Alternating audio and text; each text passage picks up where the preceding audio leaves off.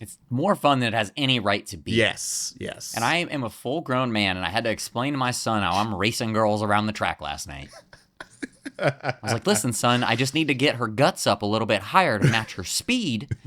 That way she can activate her skill in the final stretch.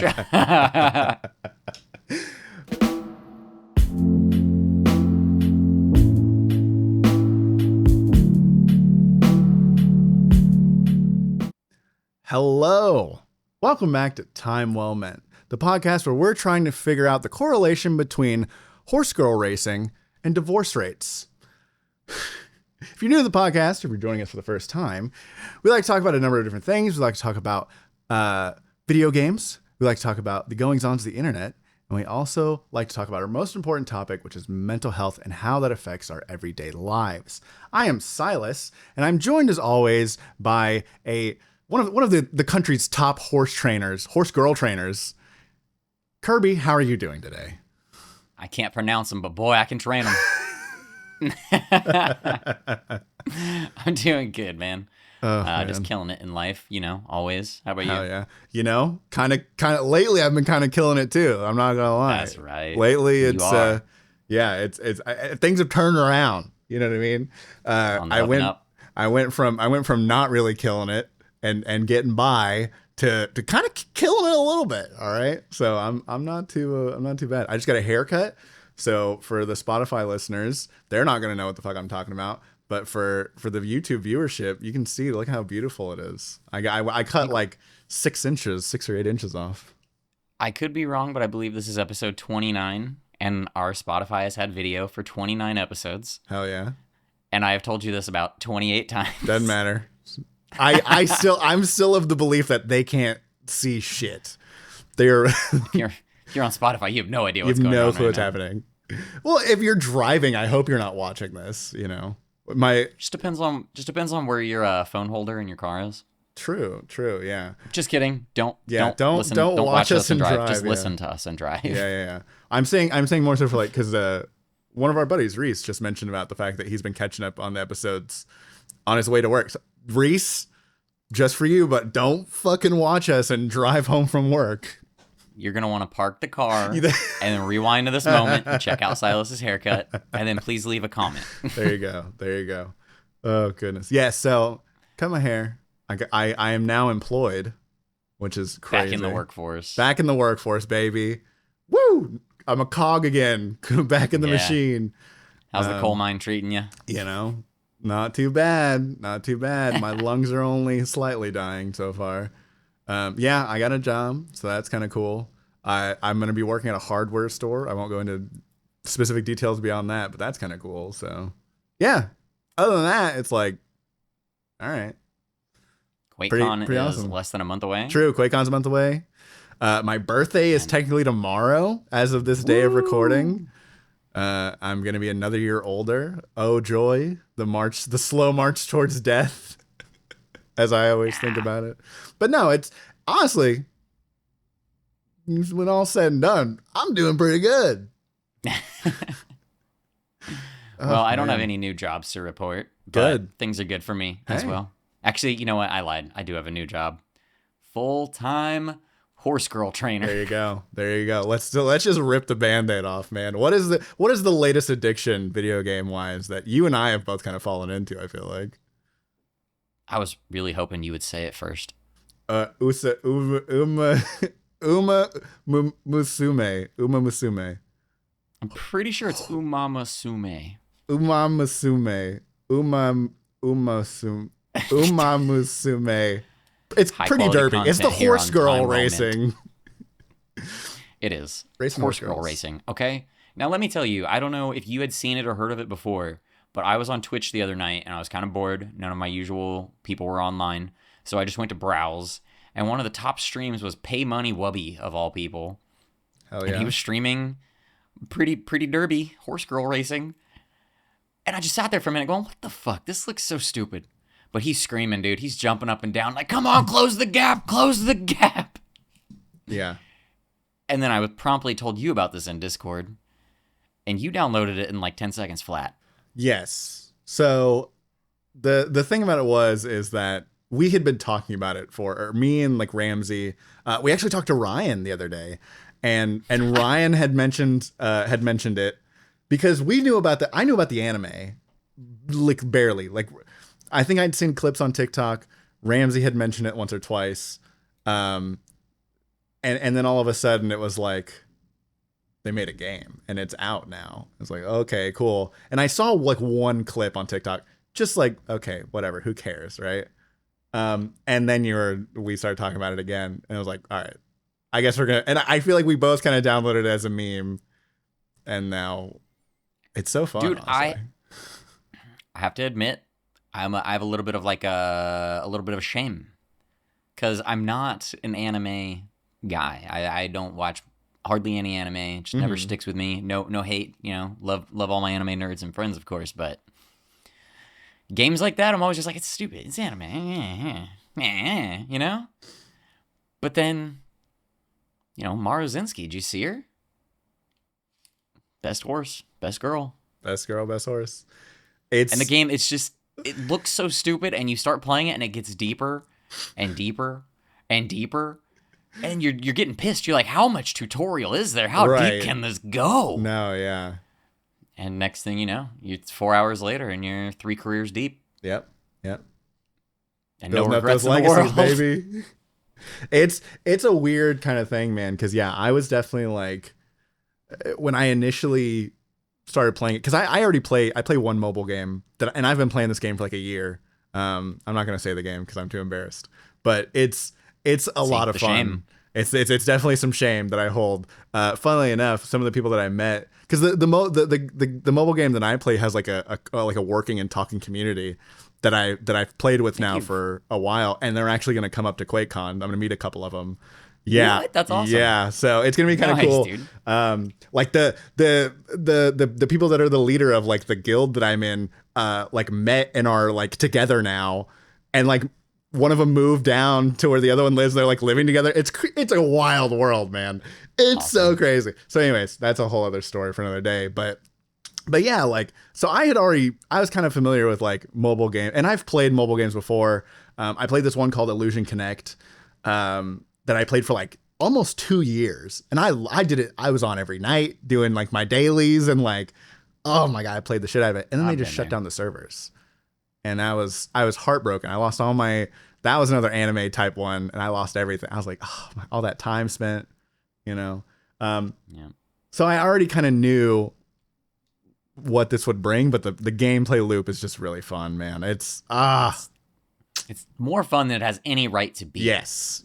And I am a full-grown man, and I had to explain to my son how I'm racing girls around the track last night. I was like, listen, son, I just need to get her guts up a little bit higher to match her speed. That way she can activate her skill in the final stretch. Oh, man. I think the moment that I looked up a brief guide, I was like, oh, no. Oh, here we go. Because I had to I was like, what does all this shit do? Yeah. And it's pretty simple, but it's also just like, it can be there's a lot of depth to it. And like neither of us seems like, go ahead. I was going to say, it kind of seems like if you just banged your head against the wall and lost a million times, you would get the girls to slowly level up. And then when you apply them to your team, it would make the next one so much better. And you pointed out the game gives you want to like be good and win. Yeah, the game gives you some hints too. Because like you pointed out that thing that like, if you lose a career, it gives you like a little hint that says, hey, you needed more guts, or you needed more, wits, or you needed more speed, or yeah. So like it kind of tells you like areas of improvement for your next run. Which I didn't even see that before. I was just like, let's go, I'll figure it out, And so I've just been kind of experimenting, but it's unnecessarily fun, man. Like my favorite horse is Silent Suzuka. And mind you, for everyone, for people that don't know what we're talking about, this game is based it was a game first. This is from what I understand. It was a game first that was made into an anime. The game has been in Japan for about 4 years, 4.5 years. 2018. Yes. Oh, 2018. Oh, so even longer than that. Shit. So the game has been around for a while. In Japan. It just got localized. And it just got, English. yeah. So now the Western market has it, and it's falling in love with it. But so all of these horses are based on famous Japanese racehorses. So like, Gold. We just talked about it. Gold Ship. Gold Ship, Silent Suzuka, all these like horses and stuff Super are Creek. all Super Creek. Like all these horses are all like real horses that had real careers. Some of them still alive, and it's just kind of crazy to think about. Like, and then this is so much more interesting than I expected it to be. But how they inspired, like the girls in the game are inspired by the looks of the horses and their behaviors, like things they were known to do. Yeah. So, can we please talk about Haru Urara? So Haru Urara is a fan favorite horse, but was Still already alive. famous. She's a beautiful girl. But she was already famous in Japan because of the story behind this horse, which it was a racehorse. Ran I just read the story. I can tell it to you. Do it. I want to hear. Let's do it. So it's like late 90s. She starts racing. She never wins a race. Yeah. Never once wins a race. And just keeps going and going and going. I think her career was like 5 or 6 years or something like that. But she became like a cultural icon in Japan of like perseverance. Okay? This is so funny. There was a stigma at the time when she was most popular in Japan that if you placed a bet on her and she lost and you kept the ticket in your car, it would help to prevent a car accident. Yep. People loved this horse, whose final record I believe was 113-0. Yes. So she had a couple of second place and third place finishes. Never once finished first. 113 professional races, never won a single time. But people loved her, and people would bet like a lot of money on her just to have that losing ticket to then take. And it was a good luck charm, and there's a lot of almost like superstition around the fact the luck that has of like, well, this is going to be a miss, which means that these things are this other bad fortune is going to miss you as well. But it is really interesting to think about. So she's not only popular in that sense, but then now the US market is kind of like, because she has the way that she's been translated into the game, and she's a very bubbly, very sweet, upbeat girl. It's hard to put her, you can't put her in a bad mood, and she loses every race by a fucking mile. She's dog shit, dude. She's terrible. She's like the hardest horse to win a race with, but she's like, I tried my best, and I'm gonna try again. And her mood, never give up. So like part of the gameplay loop is, as you're training the girls to race, if they like get injured or don't get enough rest, they get in a bad mood that makes them perform worse. And Haru never gets in a bad mood. That girl, great mood from start to finish, every single loss. Dude. And it's just so funny. So there's all these like little like things when you start looking into these horses, there's like real life comparisons, and it's just very interesting. But yeah, Haru, best girl. Best girl. But then we have a very happy ending to that story. Oh, because just in the past month, yes, due to the game and like the reinvigorated popularity of Haru, the owner of her in Japan tweeted, and he was like, I just want everybody to know that she did finally win a race. There was like some sort of it was a race retirement. Yeah, it was a race for retired horses. Retired race horses. Yeah, and she won it. She won. Her record's 113-1, baby. That's right. She finally did it. Oh man, what a wild story. Like what an inspiration. That is wild. And so, but because she gained like international fame. Like she was on like Western, like in the United States, they covered her. In Japan, she was gigantic. Like they used her in an ad campaign for police safety. Yes, for a police station in Japan. Yeah. She was on a poster. Yeah. And so like these sorts of things are like, it's very interesting because like in Western culture, like we don't think about that sort of stuff. But like, this news was in like 2003. So like we didn't really give that much of a fuck. Early 2000s. But like to think about this sort of thing is just crazy. Like she was an international legendary horse. And we're only just now finding out about it because of some like goofy anime racing game. Ugh, I love it. I love culture.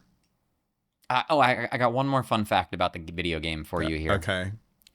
The revenue created by the game in 2021, when the game was still only in Japan, $965 million. Is that USD or is that yen? That's actually a great question. I did not notate that. Could go either way. Either way, it's a fuckload. That's a shitload of money regardless, yeah. Actually, wait, in yen, that might be nothing, huh? It's like 81 million, I think. So Probably not that much, but it's still, I would say that's a pretty good margin for, you know. My understanding of the article I read is it was close to $1 billion in a year. This game is a phenomena. Yeah. And then it has spawned multiple animes, movies. Yeah. Mind you, too, so if you're an anime fan, you may know this. The animation is nuts, especially for the movies. The quality of the animation is that of like multi-studio, so I kind of relate it to the first season of One Punch Man, which had multiple studios working on the animation all at once, which made the quality insane. Like people are so disappointed with the other seasons of One Punch Man because the quality of the first season was just that high. And it's like comparative to that. It's like the animation that like you look at that and like, why did they spend so much money on this horse girl animation versus like all of these other incredible stories that they could have, but it's amazing. It is some next level shit, man. That's so interesting that you say that. As a non-anime knower, I didn't even really take notice of it. Mm-hmm. I'll have to pay more attention. It's one of those things. There's certain scenes, man, where it's like, holy shit, you didn't have to go this hard. You didn't have to be like, it's almost like for me, for like the best way that I could relate it to you. It's like, think about a metal song that you're listening to, and like that fucking drop hits, and that stank was like, you get the stank shit. face. Yeah. Exact same thing for me. Dude, when there's some wild perfect animation. Metaphor. Thank you. Now I understand. Exactly. It's that, holy shit, why is this so sick? Goosebumps and everything, man. It's, nothing like it. But they didn't need to do that, but they did, and it's awesome. I love it. Just have a high quality animation of Haru Urara trotting at the end of the race. Hell yeah. Dude, oh man. Anyways, but yeah, we've been horse racing a lot. Allegedly, maybe we're going to do a lot more horse racing on the next episode. Yes. Sneak peek. So yeah, sneak peek. We might talk a little bit more about horses in episode 30. We'll see. Now that I'm a working man, I'll see what kind of time I have. I'm actually just going to read the screenplay of Seabiscuit. The entire thing. We're gonna read the Wikipedia page for Secretariat. All right. That's enough horsing around. That's enough for that one sport. There's another sport that I've been really into lately. Yeah, hit it. Which is football. Kick it off with some football. The game Rematch, man. I have been so addicted. Oh man, it's so good. So I played a ton of Rocket League, as you guys probably know. This guy over here, he's played a shitload of Rocket League, more than I have. But I didn't think I'd ever play another like sports related game, at least like a sports focused related game. Because I got backyard baseball. Well, other than backyard baseball, right? Sorry, go on. But or backyard soccer. But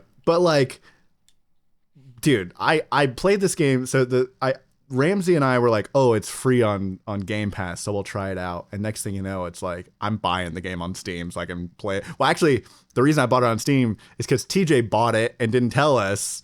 And so we were like, well, we have to play with TJ, so we're going to buy the game. There's no cross-play, y'all said? Not between Xbox and Steam, no, which is kind of upsetting. That's goofy. Yeah, I don't know why that's the case. Rematch, fix your shit, or Xbox, or whoever's preventing that from happening, because, man, it's kind of lame. I think there should be, but whatever. And there's cross-play in every other game now. Yeah, exactly. I feel like, you're kind of dampening the success of a game when you don't have crossplay, right? When you don't have that, expanded player base and you always know that you can fill a matchup. Dude, I'm sitting here thinking back to the pre-Fortnite days, like pre-2015. I don't even remember when Fortnite came out, but I think it was around then. Yeah. The dream that we all had with our, what was it at the time? Like Xbox One, PS3 or 4, whatever it was. Yeah, PS3. But the dream we had of crossplay, it didn't exist on any game ever until, I don't know if Fortnite was the first.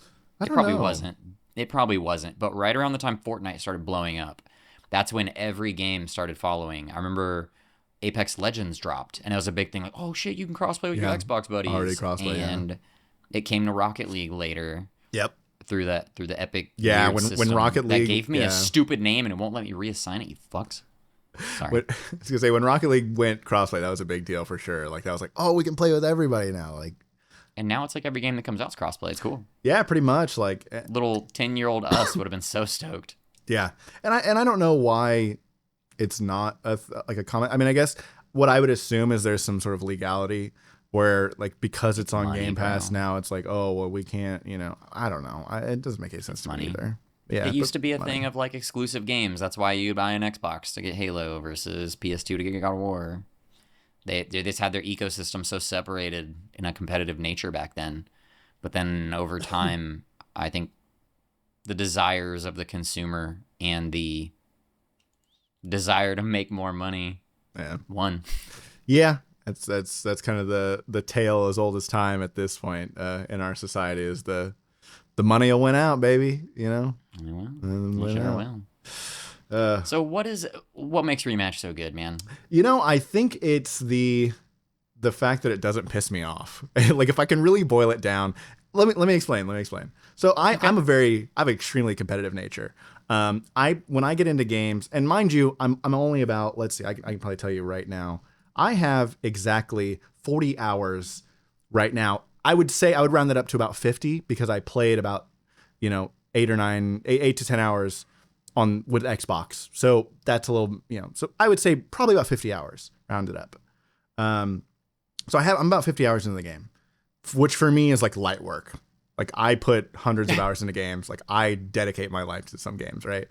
And I like, so far, I haven't had a match where I go, like, I can see the bullshit in the game very clearly, where it's like, oh man, I could have, earlier today I was in goal keep and I was diving for a ball and the guy shot it past me, but on my screen I had the animation of grabbing the ball. I was like, oh, that's kind of bullshit that it did that, but whatever. And I just kind of shrugged and kind of went on. I just don't care about this game. Like, I don't care about, like, I think a big thing is the mercy rule. So there's a mercy rule in the game where if you're up by 4 goals, it just ends the game. That's it. Oh, yeah. That's nice. And I think that's a big deal for me, where you're not losing like 16-0. They're not scoring and then you have people leaving and whatever. So it almost encourages you to just like go ahead and finish out the game, or you can finish the game quick if you go up 4 goals or whatever. Like, and I think the way that the matchmaking works too is like, I haven't really gone up against anyone who's just like insane at the game.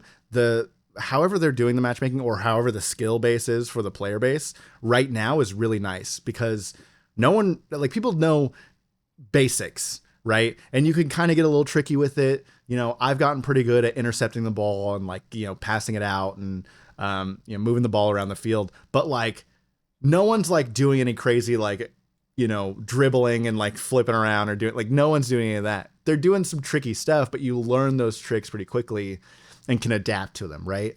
And I don't think that's an aspect of like a limitation of the game. I think it's more so that like there's just still some shit that we haven't discovered yet, right? Yeah. And the game feels like really solid in terms of like the mechanics, what you can do. It's not so tricky that like you could, just absolutely, I mean, you can if you know how to maneuver well enough, but like you can intercept anybody. You can, position yourself in a way to like take advantage of situations.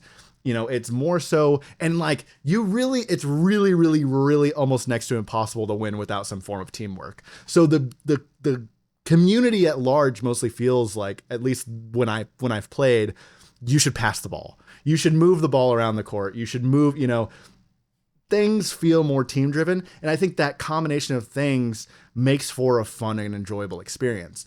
When I put 400 hours into Deadlock, and that game was really awesome and I love it. I still love it, but the teamwork feels so much different, right? The teamwork feels so much more like, if you fuck up, now you're the one who's outed.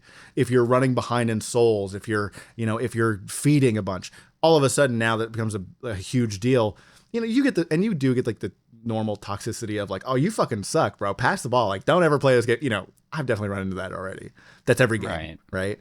But I think that just that combination of like fun mechanics, the game is in general is just fun. It's very simple and very like it's like you're in and out of games. It's kind of like how Marvel Rivals was for you, where it's like you get into a game, you play the game and then you're out, right? It's not going to last more than, 6 minutes unless you have a crazy overtime, which even then there's that like, serotonin or even that like, there's games where like we'll have like a 4 or 5 minute overtime. We lose and I'm like, oh man, that was such a close one. Oh well, and then you move on. And this is the first time in a long time I felt like that for a game. Will it last? Probably not, but I'm enjoying it while it does. You know what I mean? So I can't help but draw parallels to when Rocket League first launched. Mm-hmm. I mean, it's just right now the skill ceiling is basically on the floor. Nobody knows what they're doing. Yep. To an extremely high level yet. Give it 10 years and who knows what shit people will be doing in that game. Something about it I think kind of turns me off is it doesn't look to be like Rocket League where it's very physics based. Like if I hit the ball forcefully to the left at this angle that I want, will it go directly in that angle? It almost looks more like you press the button and the ball goes that so general direction. You have like basically so you can guide the ball. So there's two different mechanics like that I can explain to you. There's the shooting mechanic and the passing mechanic. So the shooting mechanic is if you look in a direction, that's where the ball's going to go. And you can apply a certain amount of power by holding the shoot button for longer. So you can either kind of tap it and it does like a short and like your shoot is your most powerful shot anyways, but you can kind of tap it and it won't have as much gusto. Or so like if you want to kick it upfield, or if you want to really slam it in there, you hold that shit, right?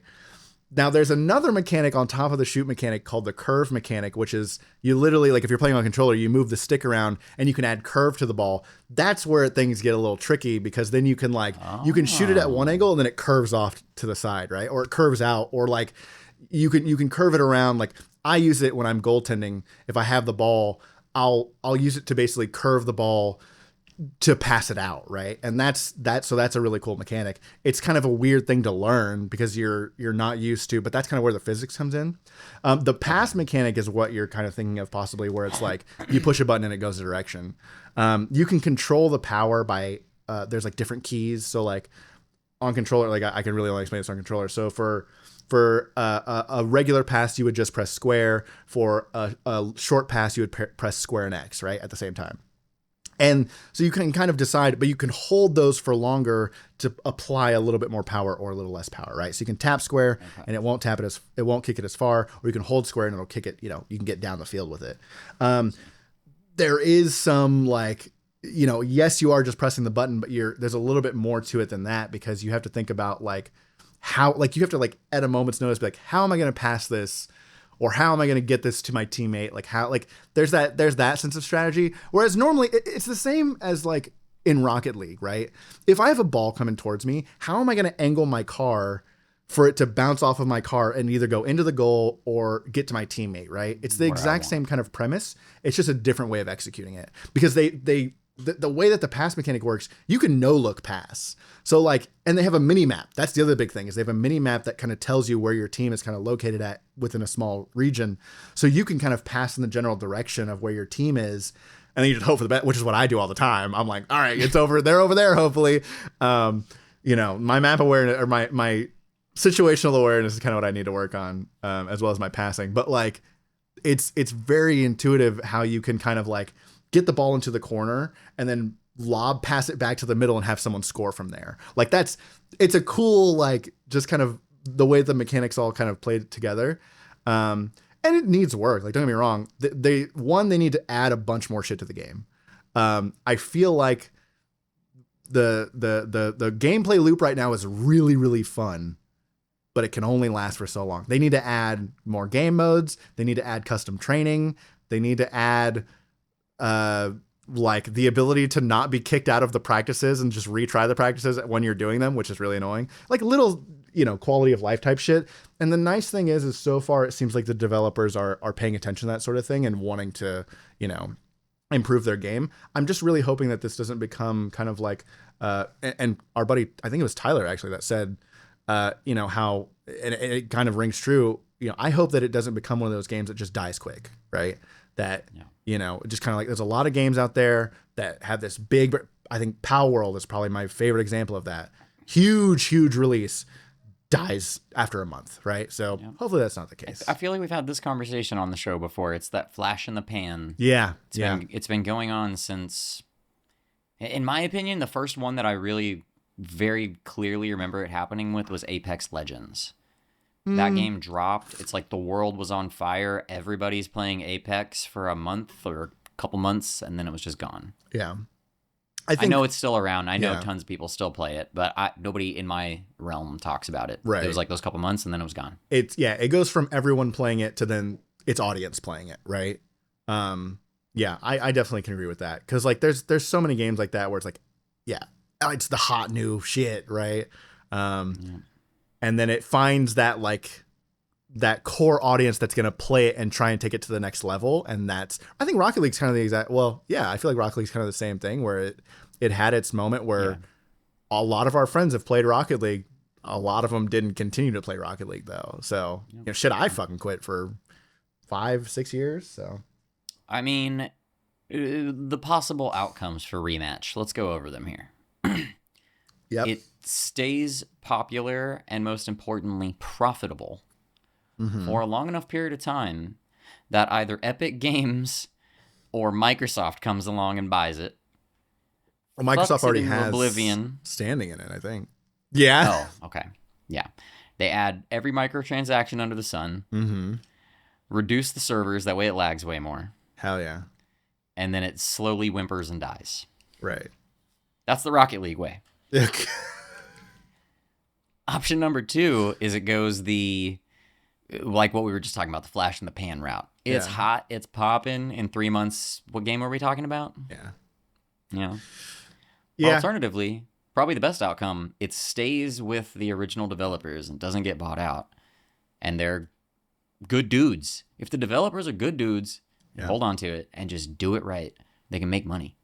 But it's the point where they start wringing that rag dry of every penny they can get. Yeah. That's when it all goes downhill. And so far, honestly, like it's really not like that. A lot of the cosmetics you can buy from just playing the game. They give you 2 types of currency. They give the gameplay currency, which is like a blue currency, and then a gold currency, which is like money currency.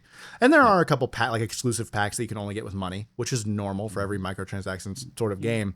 But like all of my I paid $10 for the battle pass. I'll say that, because I thought the battle pass had a lot of cool shit. I wanted that. Okay, I know like so many of these games are doing battle passes. I'm tired of battle passes. You're tired of battle passes. Everyone's tired of fucking battle passes. But I bought the battle pass. Another trend started by Fortnite. Exactly. Fuck Fortnite. Anyways, I just re-downloaded it. But anyways, I had a buddy of mine that I was gonna play with. Anyways, but the no build. There you go. The thing about it is too, though, is that like, I liked what they've done with the cosmetics, and I like what they've done with the game in general. Like, it is fun. Again, I just think they need to just keep working on it and keep adding stuff. You don't really have to balance a game like this. Like, it's already pretty solid. They're working, like, there are certain mechanics. There was a mechanic that you could do where you could basically float up into the sky with the ball. Nice. And like, and I think they've patched that out. I don't think you can do that anymore. But they're continuing to like look for those sorts of exploits to make sure that they can, work around that, make sure that doesn't happen. But those sorts of things are what I think I worry about, is people finding those exploits and they become like mainstream meta. Other than that, add like a 6v6 mode, add like, add like a one-on-one. Rumble. I think, like just add all sorts of crazy shit, and I think it could be fun. Like superpowers in that game could be really fun. Like having like a super kick. Glove. Yeah, having like big hands, or like, if you're goaltending, having like, like baby legs. Yeah. Baby legs mode, dude. Tiny, huge ball, tiny people. Yeah, like just there could be all sorts of things that you could do with that. Have fun with the game. At the end of the day, it is a very arcadey kind of game. It's not a super serious sports game. It is very arcadey. There's a lot of like flipping around and kicking the ball at a crazy angle. The way you control the ball, like, I could go on. We don't need to talk about. It feels like that's what separates it from Rocket League. It's more. Maybe I've just played too much Rocket League, but from watching you guys play it and seeing some clips and stuff, I was under the impression that it was a little bit like you ever played Madden at all? Yeah, absolutely. So it's like, that's the B button. I press my teammate's B and it goes to him right away, something like that. Not at all. So it's a little more nuanced, but it's still not quite the I level will of say, I'm going to tell you right minute now. physics-based, Yeah. the way Rocket League is, that just gets me hard, I'm going to tell you right now. It is 1,000,000%. And this is the thing. This, I think, is going to be the downfall of the game. It is absolutely a game that it's way more. It's almost like sports in general. How I view sports in general, way more fun to play than watch, in my opinion. I think watching like an excellent player probably is kind of fun, but for me, it's way more fun to play the game than watch the game. Makes sense. I find the game, but I also find most sports in general to be kind of fucking boring, except for like highlights. Highlights are cool because it's like, the best parts of it, so. True. Do you enjoy any esports? Like, not anymore. You watching League? I guess you were into Overwatch. I was into Overwatch. I went to a live event. Yeah, I was super into Overwatch League, but not anymore. I haven't found another esport that like. I think when Deadlock esports kind of makes a run, like when mainstream Deadlock esports becomes a thing, when they actually release that fucking game, whenever Valve decides to release that game. I think after Half-Life 3. Yeah, at this rate, geez. I think that's when I will probably get back into esports because I am so. Like, I love Deadlock. I've literally been, like, trying not to scratch that itch because I know the moment I start playing Deadlock again, I'm going to get sucked back in. And I'm like, because they've changed so much in that game. So I'm like, oh, I want to see what's going on. And they stopped nerfing my character. So, nice. Yeah. Ugh. But if you are playing Deadlock, who's going to take care of Haru Urara? I'm going to have to download that shit on my phone, play at work. Nice. Okay, cool. Oh, man. But yeah, anyways, that's... Somebody asks you where a tool is in the store, and you're like, hold on. Close the gap. Please, baby girl, you got this. I have been cheering for my horses. I will say, I'm not embarrassed enough to say I have been cheering for my horses. It's weird, but I love it. Okay, we got to get off this topic, but it is, man. It's so amusing, and sometimes they just close the gap right at the end, and it's a nose tight race, and it's it's engaging. By a nose, it's engaging. So I think my favorite Steam review of the game was, "Oh look, we put your gambling addiction into your gambling addiction." So it's like perfect. It really like horse racing on top of a gacha game. That's a gold mine. Oh my! How did no one think of it before? Oh man. Honestly, I kind of had this thought. I was like, I wonder what other things you could just do like a similar fan service to, like, so we're going to Americanize the formula, right? Yeah. We're going to take NASCAR drivers. Yeah. And we're going to turn them into little anime girls. Okay. Little Dale Earnhardt. Fuck Kyle Busch. We're going to make an American bastard version of this game. Fuck yeah. Sponsored I think that's by Time Well Meant. There you go. That's our project. That's our ticket to fame right there. Is our NASCAR anime girl. But see, here's the thing: is you wouldn't be doing the racers, you'd be doing the cars. So all of a sudden, the cars are the ones that get like anthropomorphized or whatever. Oh right, yeah, right. I wonder if there's trademarks on those cars. Like, can I just rip off the Coca-Cola car or whatever and put a different number on it and call her? I don't know, give her a cutesy name. Maybe. But I don't know if cars are as famous like horses are, right? So I mean, I think that's true. Okay, we're going monster trucks, bro. Yeah, okay, there you go. Girl. That's there what I'm talking about. Gravedigger and all those. Hell okay, yeah. you got to cut this from the episode. People are stealing this idea. Yeah. Cut that. It's $1 million idea. We got to hide it from everybody. Dude, I swear to God, if in like 3 to 5 years we see a gold like a monster truck anime girl mobile gacha game, I'm gonna be coming for my royalties. That's right. This is gonna be on the internet, and I'm coming for my royalties. We gotta bookmark this as like for trademark purposes. Don't steal our fucking ideas. Oh man. And you know what's funny is that we keep talking about horse racing. There's an event coming up where we're gonna be able to horse race side by side. Do you want to talk about that a little bit? Yes, sir. Not the big one, but the littler one. Yeah, the little baby one. So we do have QuakeCon coming up in a month. That's huge, massive LAN party, thousands of people. But that's a little stressful, all right? It's a lot of people. It's a lot of work. So I learned that my son is going to be out of town for a weekend with his grandparents. Mm-hmm. And my wife simultaneously planned a girls' trip with her girls to go see another friend from college of theirs out of state. So I was like, dude, the very minute she told me those words, my brain went, LAN party. We're having a boys' weekend. It's going to be chill.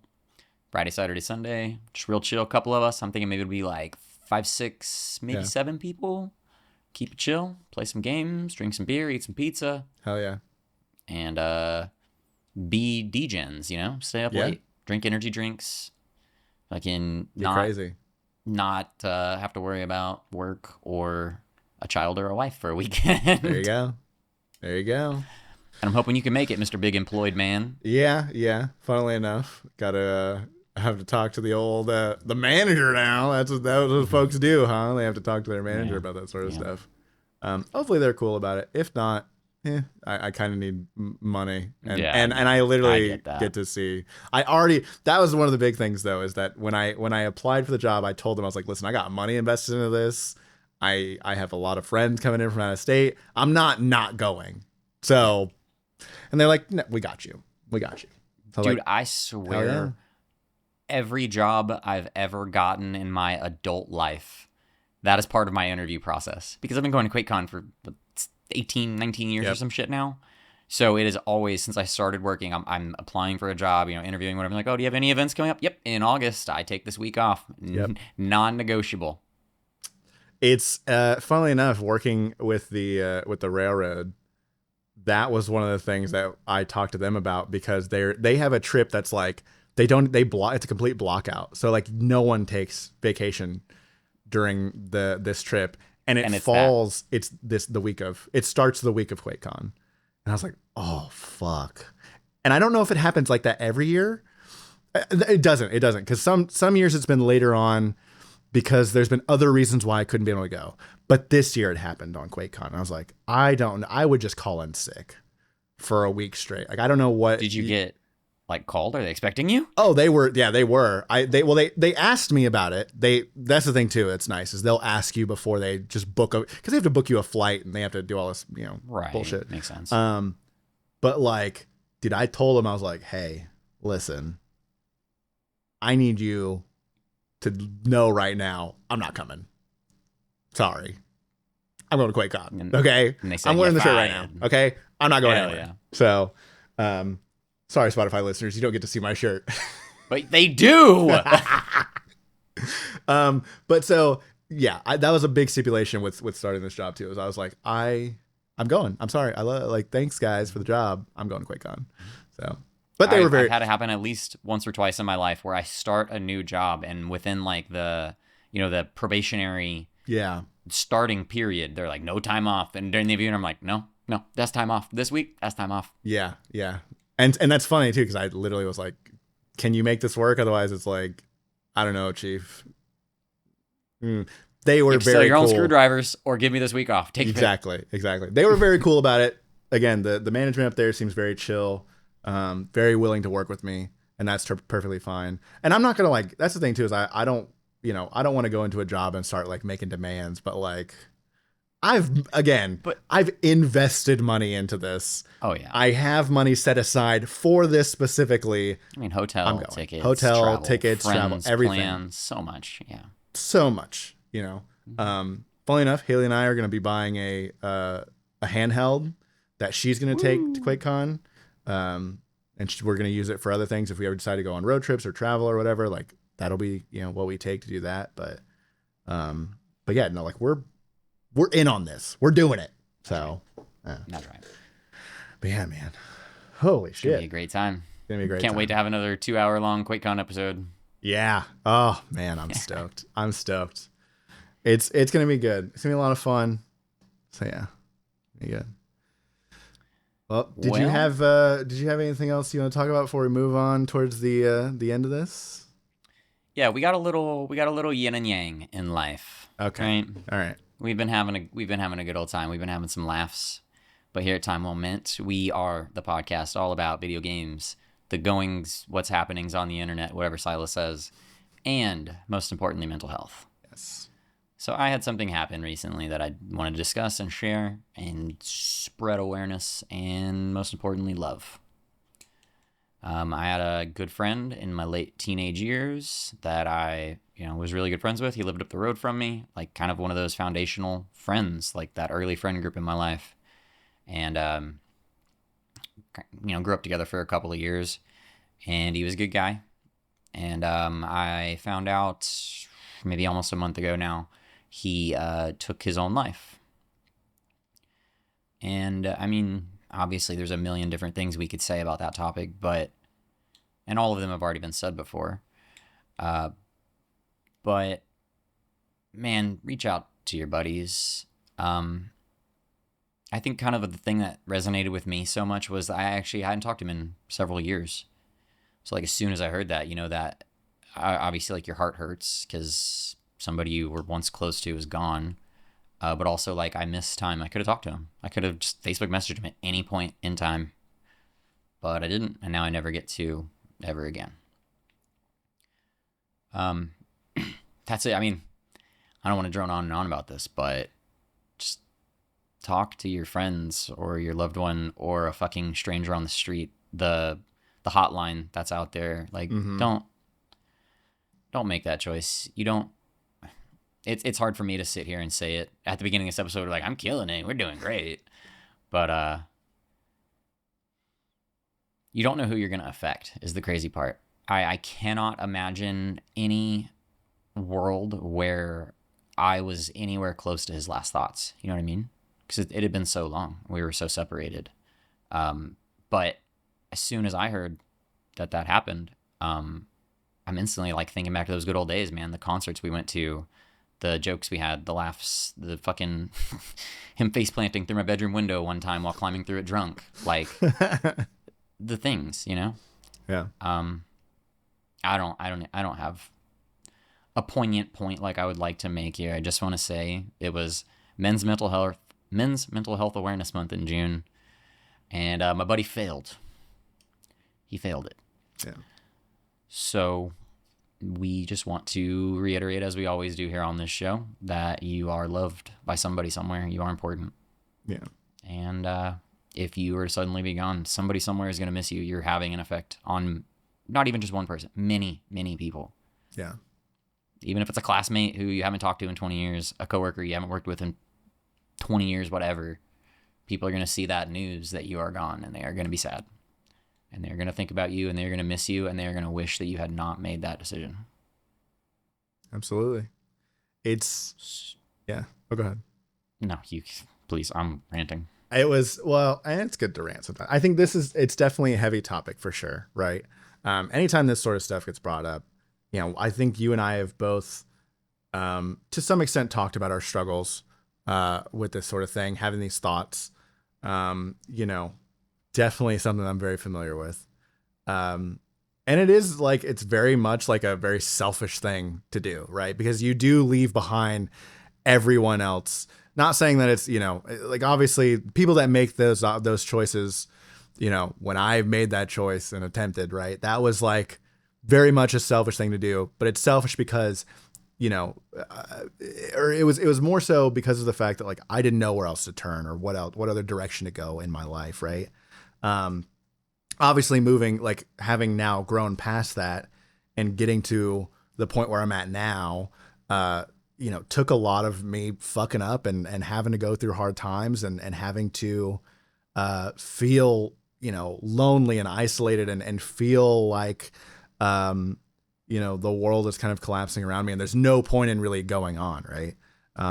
It's hard to kind of, find a reason behind it. Right. There's times when it's very straightforward. Oh, they were, extremely depressed. They had a lot going on in their life. They were, hitting rock bottom. You have people who do it because of traumatic events that happen in their lives. Like there's all these different reasons, regardless of how selfish it can be. Like, but it's always a hard thing regardless, because their struggle is done, right? Their path is ended. They're no longer in any form of pain. There's nothing, right? But the rest of the people, the rest of the people now, there's this shockwave. It's like a bomb going off, right? It's this shockwave of pain, and you're experiencing part of the blast, right? You're getting hit by this wave of grief and regret, and because I'm sure there's plenty, like you said a minute ago, it's like, you hadn't talked to him in years, and I'm sure that's something that you're probably like, fuck, man, if I had reached out or if I had thought about him or if I, which is, I'd say. It's neither here nor there. Yeah. It's But you can't help but thoughts. Oh, no, you can't. No, not at all. They're intrusive as fuck. That's the worst part. And so it is one of those things that, I can't even imagine. I have, knock on wood, have never had that. Have never had to experience that directly. Right. I've had plenty of friends who've lost friends to that, from them taking their own lives. And it's rough, man. Like I can't even fucking begin to imagine. I can't begin to imagine the pain that I would have instilled on the people around me had I been successful. Right. That's kind of crazy to think about too now in hindsight. But at the time, that's not what I was thinking at all. I was thinking like, please just make this fucking stop. Right. I'm tired of having panic attacks every night and feeling so alone and isolated and feeling like my life is worth nothing. And just all these like feelings versus now where like, I still feel those moments of isolation. I still feel those moments of like, I had a conversation recently with a very good friend of mine, and we had this sort of talk. It was a more weirdly serious because like this is a person that I can very much we're very much the same person, just living on opposite sides of the planet. They live in Australia, and he's upside down. Yes, and so he always knows what the future's like, but it's one of those things where we had this discussion about. There's a big difference between thought and action, right? With this sort of thing in particular, because there's a lot of times, man, I have those thoughts. I wouldn't say all the time, but they're definitely there, right? And that's just kind of a normality of my life. But there's a very clear line that you cross when you start making a plan, or you start, you start getting your orders into a fair, or your affairs in order, right? Like that's when those sorts of things start happening, that's when you need to reach out, or that's when people need to start checking in on you. 100%. Because the thing that, I've learned is that those sorts of thoughts are, at least for people who are, kind of severely mentally ill, it's going to kind of happen. It's like an unsung truth, at least in my life, where it's like, it's just been for me just a reality of it. Even when I was on medication, and I'm not saying that that's normal. It's obviously not. What I'm saying is that it's something that you sort of build the strength to work through, or you build the community, or you build the safety net that'll catch you when you're starting to fall down that hole. Right. You may have those thoughts for a little while, but then you start remembering, I have all these fucking awesome friends, and I have all this family, and I have all these people around me. The thing about it is when you're someone on the outside of those thoughts, you need to remember exactly what you said, man. Check in. Like, you never know what somebody is going through. Like the people that are just going through the same old and doing their thing. Like, just be like, hey man, how you doing? How are you holding up? How are things going? And it sparked a whole thing in me where after I got the news and had a little bit of time to process it, I was reaching out to all my old friends, just being like, yo, if you ever need me, I don't give a fuck. I'm here. I would so much rather you call me and wake me up or interrupt something than to see that you're gone on Facebook and I need to donate to a GoFundMe. Yeah. Yeah. It's, yeah. He was a humongous rap fan. Hell yeah. He actually was a rapper. He has an album on Spotify. Fuck yeah. And it was hard to listen to, man. It's hard to listen to. But that guy was cool, man. He fucking loved rap and hip hop like I love metal. And we would nerd out and like we wouldn't understand each other. I'm talking about breakdowns and blast beats, and he's talking about different lyrical techniques and flow and whatever, spiritual sick beats. And I'm like, yeah, dude, you're passionate though, so that's cool as shit. Hell yeah. Do you want to put a link to his album in the description? We can totally do that. Yeah, I can definitely do that on Spotify. We'll do that. We'll put a link to his album. You guys can, because here's the thing. The one thing I will say, this is gonna sound kind of corny because I learned this through role play. But I've learned a lot of weird shit through role play. Say it in Addie's voice. No. We're past that fucking episode.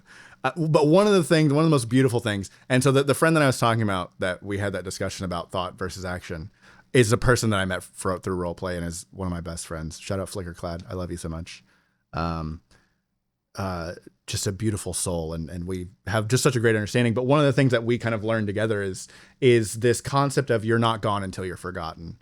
So, you know, even though these people have left in such an awful and horrific way, you can still carry on the beautiful and wonderful aspects of them throughout your life, how they impacted you, how they, you know, made amazing rap music or how they, you know, smashed through your window, or how they may have, you know, had some of the greatest conversations about, you know, musical differences at the same time being just as passionate. Like you can have all those beautiful aspects of a friendship that you then carry on with you. And until those stories about them, until you stop telling the stories about your friend are you know, until that day happens, they still live on with you, right? There's still that semblance of carrying them. Yeah. So you're not gone until you're forgotten. That's something that for me, that like those words, it's weird how like certain things are like you get told and like it should just fucking change your whole perspective on life. And that's the next thing you know, you start a podcast. That way you've got hundreds of hours of you online forever. Exactly. You can't kill me, motherfucker. Yeah. Hell yeah. I'm immortal. Last thing I want to say on this topic. Absolutely. Rest in peace, brother. You are missed. And to anybody else who might potentially be in that situation, Hara Urara does not want you to leave us. So don't do it. Right. She never gave up, and neither should you. She never gave up, and neither should you. Yeah. We will put links to the suicide hotline, as well as some other sources that you can reach out to in case you're having those sorts of feelings, those sorts of thoughts. Obviously, we want you here because if you're not here, who's going to listen to this fucking podcast? All right. That's right. So one person dies, we lose half our audience. Shit. Fuck, that was a good one. Oh man. All right. Moving on. We're going to wrap up here. I have a bit of a hypothetical for you. Okay. And we kind of, funnily enough, touched on it before on accident. Okay. So now we get to think about this a little bit deeper. Tell me this is about racehorses. If you could anthropomorphize anything into anime women or into just anime characters in general, it could be a sport, it could be an event, it could be whatever you want. Like it just has to have like enough characters to fill a roster. What are you anthropomorphizing? Enough? Huh. Okay, I'm gonna need a minute here. Do you have an answer? I think so. So I feel like I would, and I feel like because I know that. So I guess to give some context, they've done it with like battleships. So like there's an anthropomorphized battleship anime girl thing. Okay, they've done it with I want to say they've done it with certain planes as well, and like tanks. I think there's tanks that are anthropomorphized. That's kind of the thing that's kind of hard. It just works well, huh? It just really works well with like vehicles. And that's the thing is like it's hard to kind of figure out, but I feel like birds do really well. Like some sort of like, but I don't know, like think about like hawks. Like, you know how they have like, what is that? Or no, falcons is what I think. Falconeering. Mm-hmm. They could do like a falconeering type of thing. But I don't know how that would work with like, because they have harpies, which are kind of like bird girls. And you want to race them or battle that's them? The thing is like, I don't know what you would do. You could like battle. I don't know if you could race. I guess it doesn't have to be if you were to do like a sport. I guess let me change this up a little bit. What sport would you want to see anthropomorphized into anime girls? No, I'm going with the first question. Okay. I think I want to say it again. Anthropomorphize. Do you want to make them into anime girls? Yeah, I want to make fruit into anime girls. Hell yeah, that's what I'm talking about. Like little yellow banana bitch. Hell yeah. Like a big fat watermelon green girl. Yeah. And then you get like into the weird ones. You get into like the durian fruits, and she's all stinky. Zucchini. Oh, zucchini is a fruit or a vegetable. You can do fruits and vegetables. Let's say fruits and veggies. Okay. And then ultimately, whatever sport we land on, it's the fruits versus the vegetables. Oh, 1,000,000%. At that point, it could just be like straight up war. You can do anything. That's the beauty of anime. Is you could do like they're like sword fighting and shit. Like you'd fucking dude. It's like a graphic like World War I vegetable characters. The bayonets are like just kitchen knives and shit. Like I'm trying to think of some names, and the only one I can come up with is Potaler.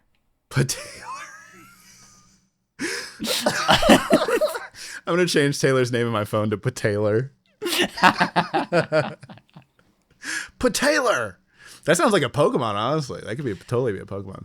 Because if you think about, like, I'm trying to think about, like, other things, like I would love to see, like, what's the process of anthropomorphizing anything? Like, you look at, like, cons, like, conventions, like, how would you anthropomorphize that? Because, like, let me put, I guess, give some other context. They've anthropomorphized. There's a artist called Merriweather who anthropomorphized browsers. So you have, like, Internet Explorer, and Google Chrome and Mozilla Firefox. Yeah. And they did it with the consoles too. So you have, like, Xbox and PlayStation and Switch and stuff like that. So that type of stuff, right? I always think of the panel of Switch. She has ponytails and she can, like, uncouple them, and it represents the Joy-Cons, right? So, you know, that sort of thing. I'm like, what else is? Because I feel like now it's almost like a Rule 34, but it's a different rule where it's like if it's been thought of, it's been turned into an anime girl now, right? What are we missing? What's not been turned into an anime girl? Man, there's so many options. Drugs. Oh yeah, drugs would be really good.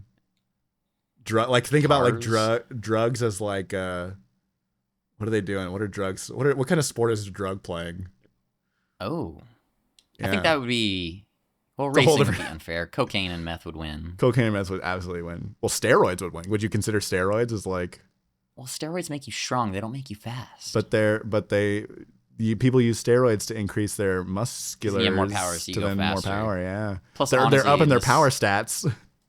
And in this battle that we're creating, you're going against steroids versus, like, marijuana. Well, like, marijuana could, like, fill a room. Think about, like, hotboxing, you know? And then all of a sudden you're dampening the effects. Now you're just, like, a normal dude if you're, like, on meth. You know, like, uppers and downers. I didn't think about their powers. Heroin is like, what is heroin doing? Dude, it's like a knockout. I feel like we're working on a graphic novel at this point. We really need to not release this episode. We've had too many good ideas. Fucking man. Fast food restaurants. As little anime girls battling. McDonald's. Mm-hmm. Wendy's is easy, though. Wendy's is easy. Now I want Burger King. She's a little bad bitch. Yeah. Little princess, little brat. Mm-hmm. Mm-hmm. And then Chipotle shows up all scrappy. Yeah. Chipotle's got like options for weapons for sure. Oh yeah. Like, what weapon do you want, bitch? And then a panda bear shows up to represent Panda Express. Hell yeah. Which seems like fitting for an anime. So, honestly. No, it's like Jujutsu Kaisen. They have just a he's like a big talking panda bear guy. Yeah, he's just a bear. I've seen. I don't know his lore. I haven't read that much Jujutsu Kaisen. I've only seen season 1 of the anime, but he's a bear. He yells a lot from what I've seen, but that's all anime characters. That's There's a lot of emotion in anime. That's kind of what I like. Is a lot of emotion, a lot of stuff happening. And that's suppress all these emotions. Yeah. Enjoy the anime. Exactly. Because there's a lot, like, it's so funny. There's so much, like, there's so many paths that you can take with anime. One of my favorite, like, animes that I've recently watched is about them going into dungeons to find ingredients to cook with. And so they're, like, killing monsters and then, like, using their meat and, like, other ingredients that they find. And the way they have to go about getting the ingredients is, like, through like they have to go through certain methods. Like they find mandrake, but mandrake, when you pull it out, it screams so loudly that it, like, you know, deafens and, like, blinds you and can kill you. So they have to find, like, a very special way to take care of the mandrake, and so, like, those sorts of things. Like, but it's like, oh, but it's really good as long as you do these sorts of things, you know. So it's just very odd, but it's cool because it's like a really weird concept now turned into a complete, full, fleshed out story. And it's really good. It's really good. So, dude, I want chicken wing restaurants to be anime girled and battle. I feel like, I feel like more companies need to embrace. I'm thinking of chicken. More companies do need to embrace. But I think more companies need to embrace, like, anime culture, and, like, you know, like the Dodgers had a Hollow Live night where they had the VTubers on there, which are basically just like anime girls. So it's just like a whole full English anime. You can do it. You can do it. All right, well, let's go ahead and wrap this up so I can start working on my anime. All right. Well, we would love to sit here and talk to you about anthropomorphizing different sports. And we would love to sit here and just vehicles, wings, birds, race cars, monster trucks. That one definitely needs to fucking happen. I'm down for that. Sunday, right? We would love to do that. And we want to make sure that you're here in 2 weeks because we'll be here. We want you to be here. Reach out to somebody if you need to. Like I said, links will be down below if you guys need help. We love you. We want to see you back or hear you back if you're on Spotify because you can't see us for shit, you fucking blind fucks. But I believe that was time well meant. We could go, well, there's no arguing or fighting. There's no wrong and there's no righting. Nothing left to be decided, but there's no place here like that. So my back's against the wall, but when the last brick has to... I have been dialed in to this drama. Communication is alpha.